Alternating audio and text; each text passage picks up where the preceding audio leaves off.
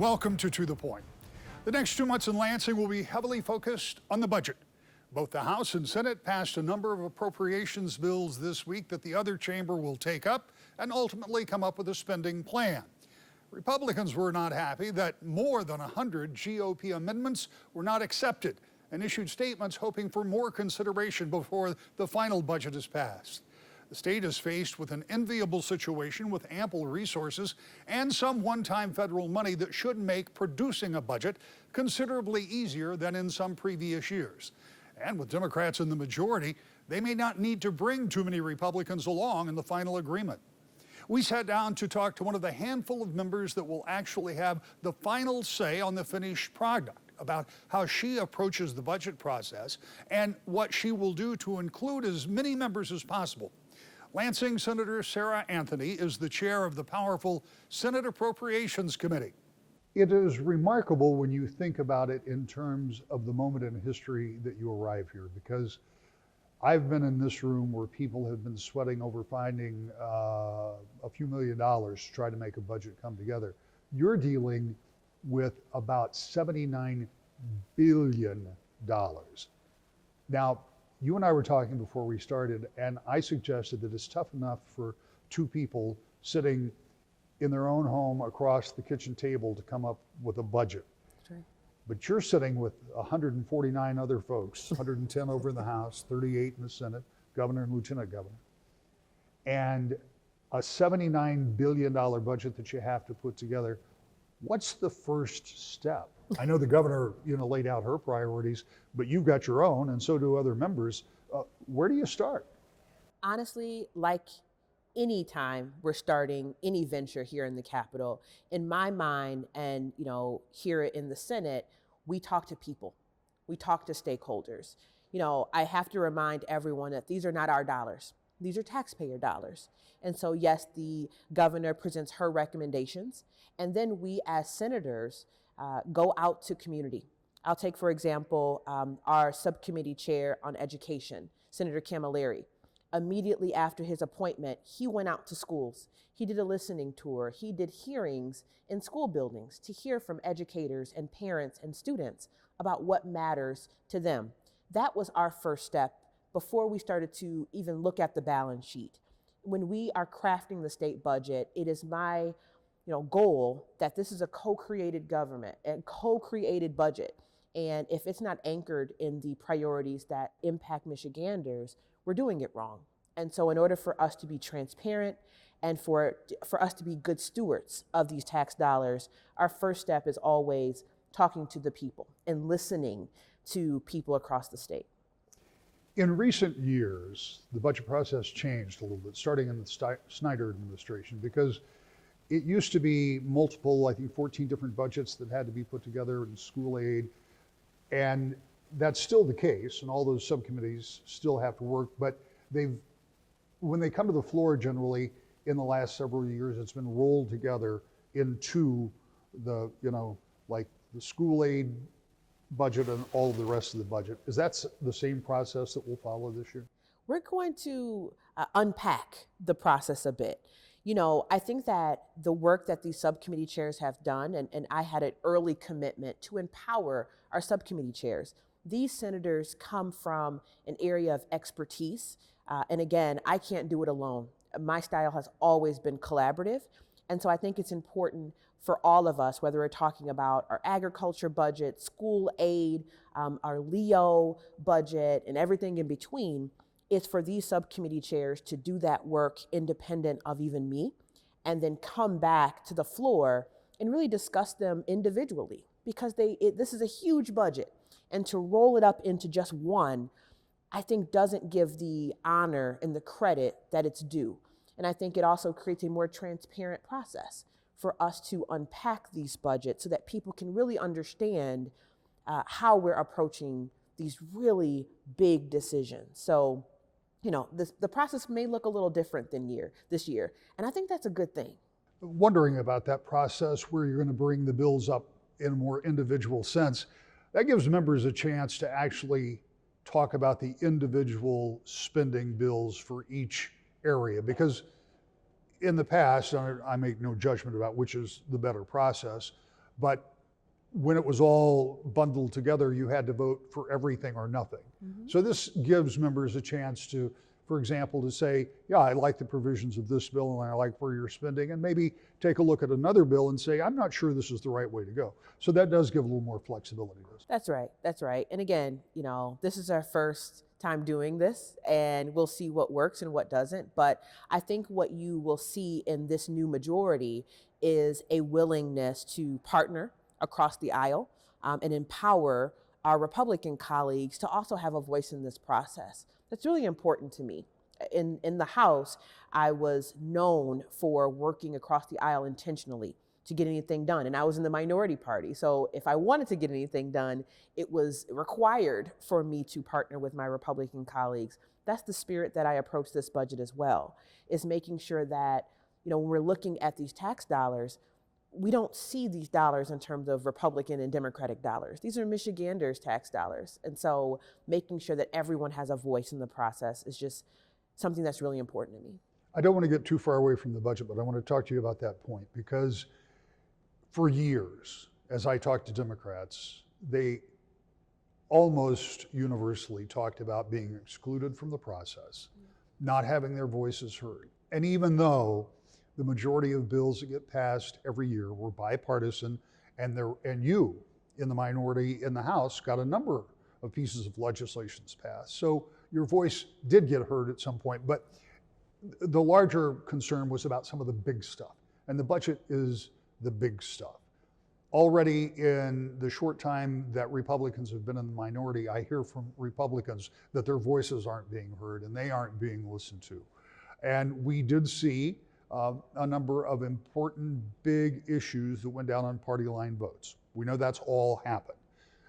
This is really kind of, for me as an observer, the moment of truth, because this is the big thing. The budget is the big thing. It is the one thing the legislature is charged with doing. You've already made some big appropriations, but this budget will, at least from my perspective, be kind of a test about how that's going to work. So you brought it up. How are you going to include Republicans who already feel like they haven't been included? That's right. Well, I'll say a few things. One, on a weekly basis, I'm meeting with my Republican counterpart. So every week we have a check-in just to talk about floor strategy and what's coming forward in committee, and also having him lift up Republican priorities, which you will see baked into our budgets even this week. So that is already happening. I also think that, some of the bills that we've already passed, some of the supplementals, have had the interests of all Michiganders in mind. I mean, universally, we have been praised for things like the EITC, expanding that to 30%. That will be transformative for so many working Michiganders. Thinking about the retirement tax, right? These are things that, regardless of party lines, people across the state have said, thank you. Thank you for prioritizing the will of the people. Now, again, there's always a little bit of gamesmanship, and I think it was President Obama that called politics a full contact sport. So everyone wants to negotiate and make sure that their voices are lifted up.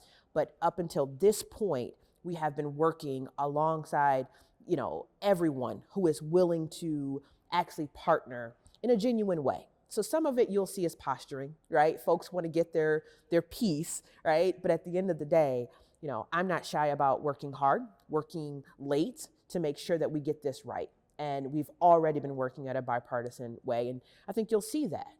I'm shocked that you would think politicians would posture, but we'll move past that and talk a little bit about these budgets individually.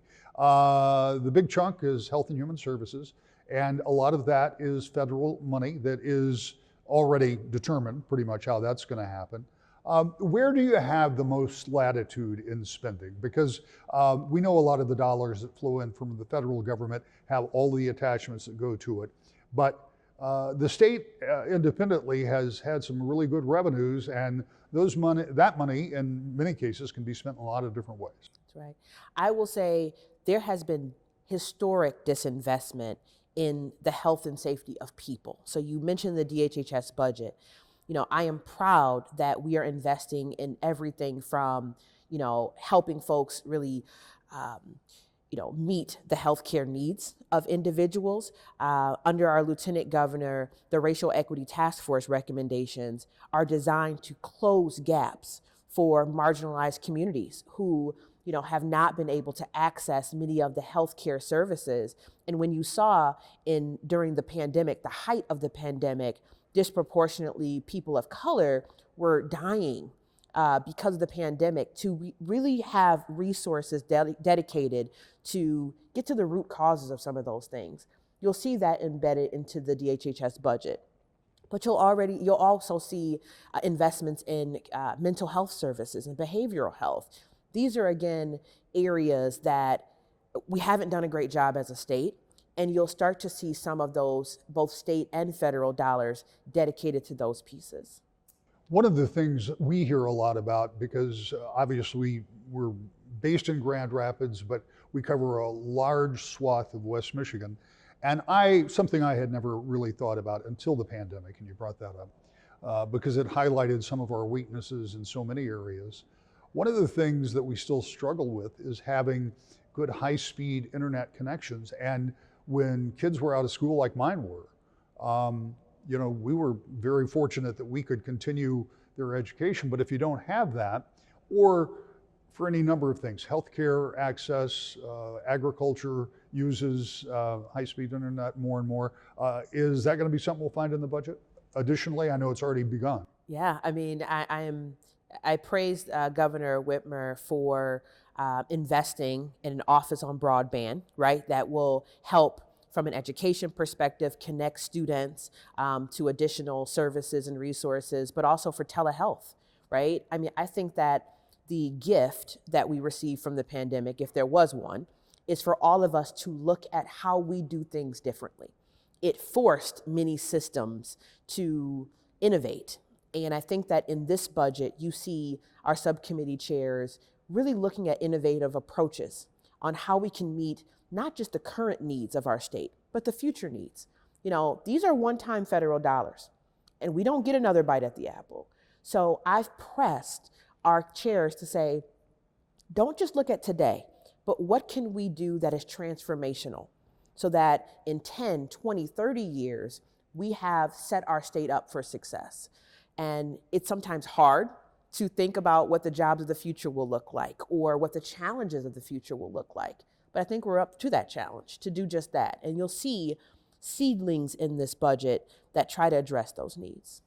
So what about that one-time money? Much of the federal support the state has received was a result of the COVID pandemic and represents an opportunity to make a one-time investment. How do lawmakers try to address their priorities without obligating the state to pay for ongoing projects that will not be supported by the feds in the future? We'll talk about that with the Appropriations Chair when we return to The Point.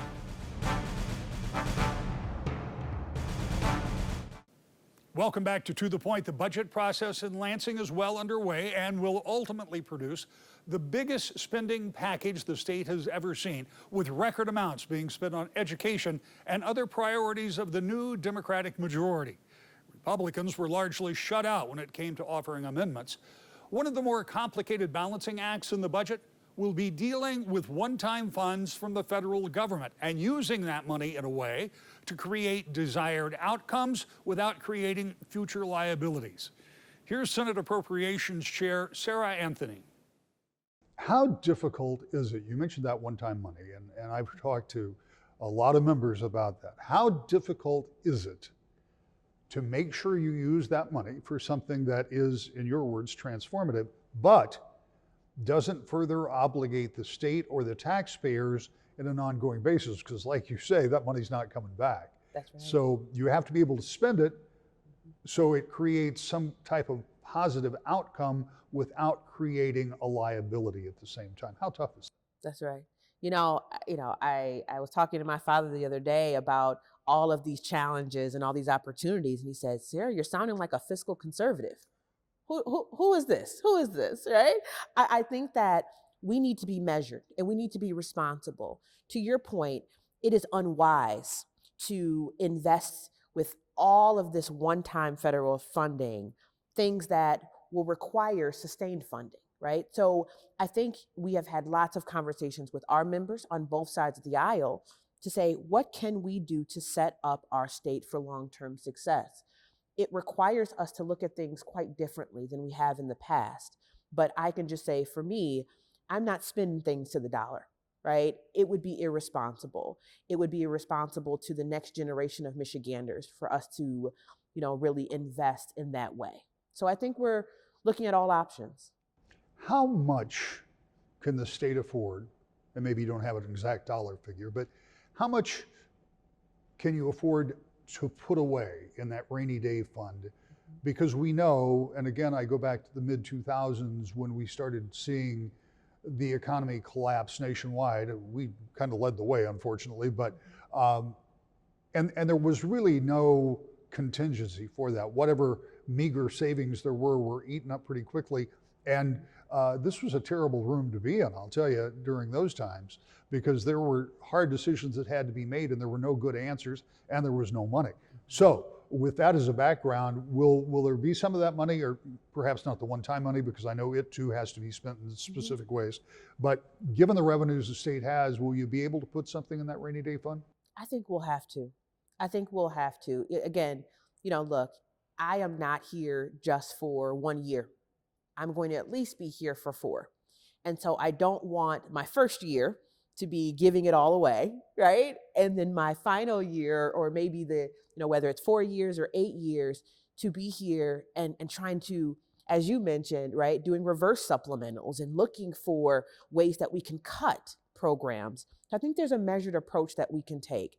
We have our consensus revenue estimating conference coming up later this month, and that will give us a clearer picture of where we honestly need to be in terms of putting money away for what we know will become a cliff soon.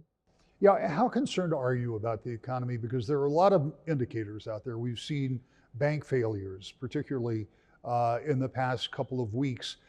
We know that the inflationary pressures are still there. They may not be going up as rapidly as they were, but they're not. The prices aren't going down in many cases.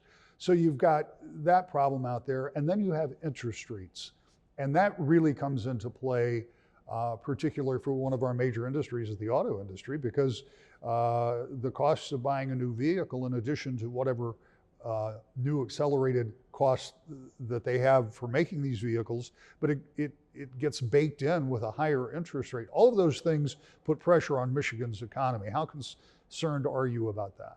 I'm absolutely concerned. I didn't have any gray hair before I started this position. Me neither. I mean, it's a concern, right? I mean, I think that we cannot spend these dollars in isolation of everything that's happening, whether it is conversations at the federal level, whether it's inflation, that individuals still are mindful about the cost of bread and the cost of eggs and the cost of milk. I think that it's all needs to be a part of a calculus. And again, we have to just be looking out, not just for today and making sure we can get early, political wins. We have to look at what does the next 3 to 5 years look like, and how are we going to set up our state for long-term success. Now, that's not what everyone wants to hear. They see the big dollar amounts, they see the surplus, and they say, well, here's our time. Well, yes, there's some things that have been just historically disinvested in, our roads, right, our schools. But at the same time, there's a measured approach that we can take even as we're investing in those pieces. Let's talk about schools in the time that we have left. This will be the largest ever school aid budget that has ever been put together, as was the one last year and the year before and the year before. That has not always been the case. And schools, again, when we go back to that recession area, saw flat or no growth for a number of years, which, because of growing prices of doing things, felt like a decrease.